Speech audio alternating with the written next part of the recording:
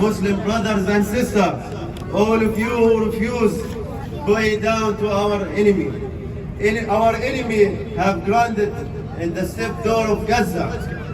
They are butchering our people, bombing our kids while they're sleeping, and starving them. This enemy that we face has no regard for any human or religion law.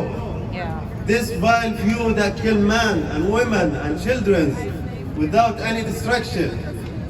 But do you know what allows the terror state of Israel to act without having any answer? It's the fact that our enemy allows gathering under a single banner to rally against us.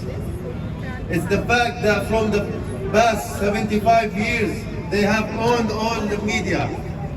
But not anymore. The world is waking up, and the Muslims are waking up. The whole world is